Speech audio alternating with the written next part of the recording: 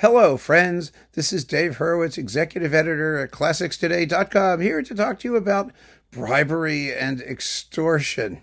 Oh my, I have done some really stupid things as a critic, and no, this is not the opportunity for you all to gang up on me. Please be merciful. But in the comments section, but one of the dumbest and silliest things I ever did, I thought I was just having a good time. I was so stupid. And I just want to share this with you, you budding critics out there. It tells us a couple things about the classical music world. One is that, a sense of humor is dangerous. And second of all, most people in this biz don't really have one. I was at the Bergen Music Festival in Norway. Really a wonderful event. I had such a good time. I met the King of Norway and Peter Ustinov and Alfred Schnittke. I've talked about it before. Really a lovely, lovely event and a gorgeous setting. It was really fun. And while I was there, I discovered a couple things. That the cost of alcohol in Norway is absolutely crazy, because I was with my friends in the hotel lobby. That was the first thing, and I told them I'd buy them drinks. Oh, was I stupid? Vodka and orange juice. It was like $20 a drink. I unbought them drinks. I looked at my budget. I looked at what they ordered and said, "Never mind. I was just kidding." That was my first experience with the price of alcohol in Scandinavia.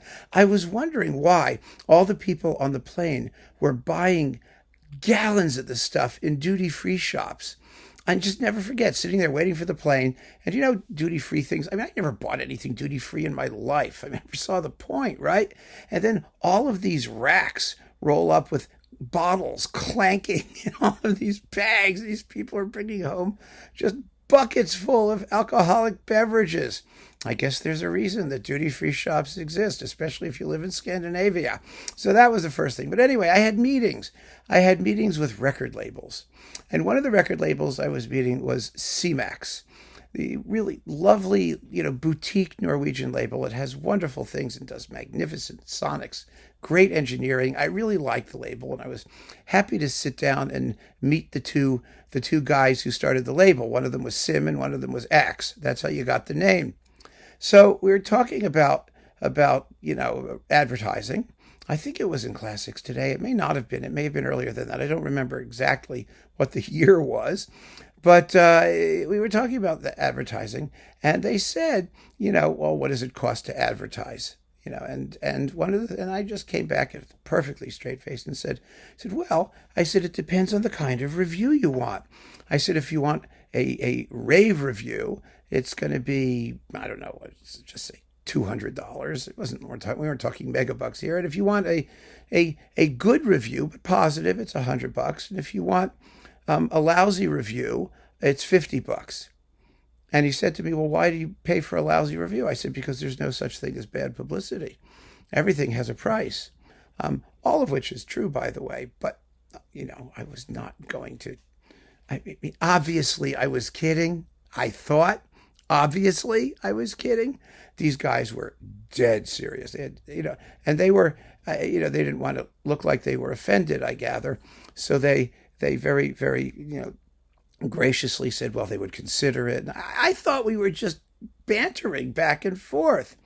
The real price was like $100 or something. It wasn't, and I made that clear. I really did. I said, if you want more, you could pay more. If it's less, you could pay less, but we'll take $100. I don't know, however I said it. And we parted company. Later during that trip, I think it was on like a boat cruise down a fjord or something like that, I heard that there was a critic out there who was selling reviews, including bad reviews. Everybody was horrified. Well, it was me. I was so embarrassed. Oh my God. I really thought that they got the joke. And I was so wrong. And I learned never to do that again. And I haven't. One has to be careful, because some of these people either have no sense of humor or they take everything dead serious. And I get it. They're working their ass off and making no money. I really understand it. But I still thought that it was just kind of fun, Well, it all got cleared up in the end, and it didn't make any difference. But, it was not one of my better moments. Now, to talk about something that I find absolutely delicious.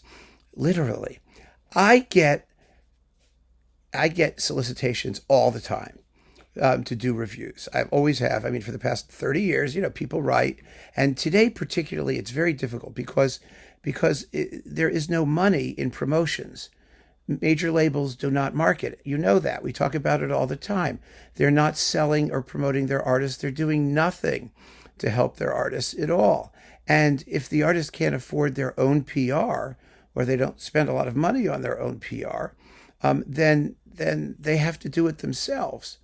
And the idea that artists have to do their own PR is actually kind of amusing, because I get some of the wildest letters. I get letters from people, first of all, who absolutely assume that I know who they are. It's first mistake, right? I'm coming out with a new CD, or I've just made a new recording, and I want you to review it.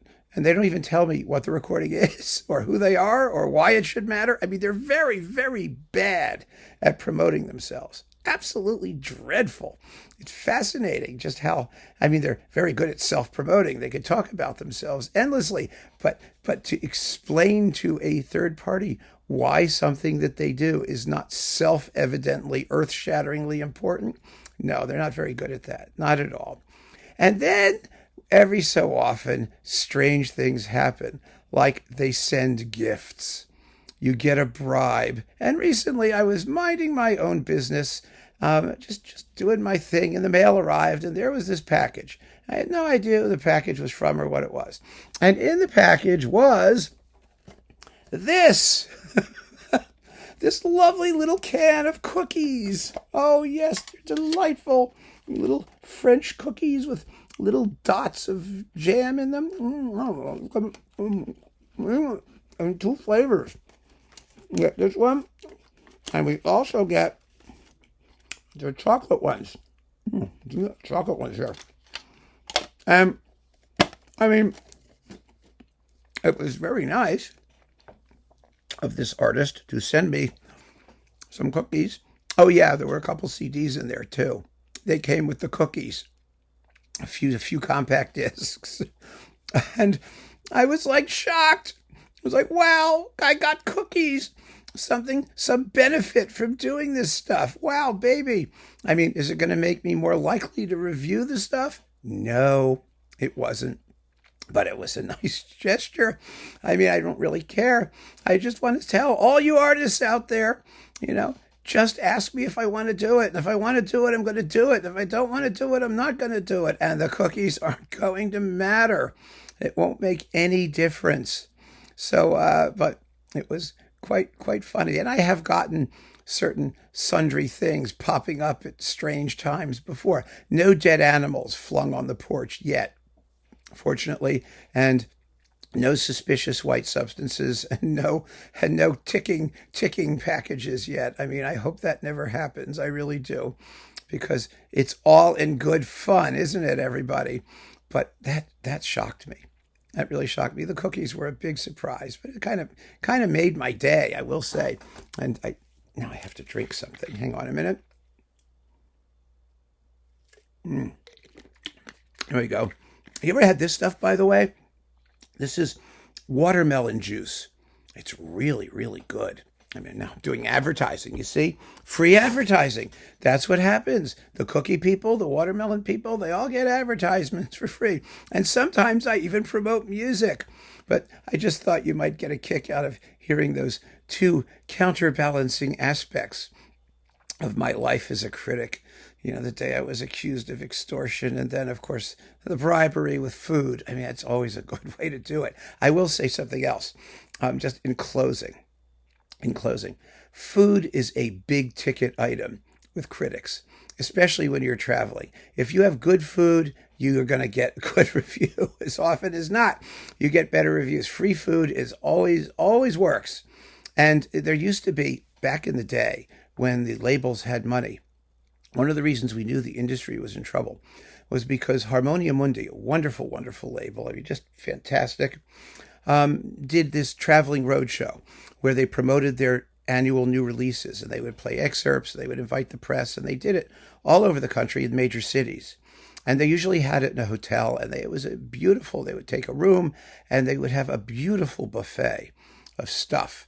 I mean, snacks always get the job done. We would be riveted as long as we had sufficient snacks. And they were just lovely, lovely, lovely events. And as the industry started to decline and all hell broke loose, these events became fewer, fewer, and further between. There was less and less stuff going on and fewer opportunities to stuff our faces with really gourmet snacks and nicely catered events. It just stopped happening. It was terrible. And the last Harmonia Mundi Roadshow I attended, all they had was a fruit plate. It was just a boring fruit plate. There's toothpicks stuck in pieces of pineapple. And I knew then that the industry was in irreversible decline because the quality of the snacks had evaporated. And if they'd had money, they would have spent it on the snacks. That's how we knew. And it was a real buzz afterwards because everybody was bitterly disappointed that the quality of the snacks had declined. Never mind the fact that they were the only people doing it because they had class. They had class right up through the very end when they sold the label. And René Goiffon and Rabina Young would go around and talk about their productions. And it was so much fun. Those were the days. And they are gone, irretrievably gone. I will never see another snack like I had from Harmonia Mundi. It's never going to happen unless things change rather amazingly in the classical music world. So keep on listening, friends. And I hope you enjoyed these little anecdotal romps through the world of classical music. Take care.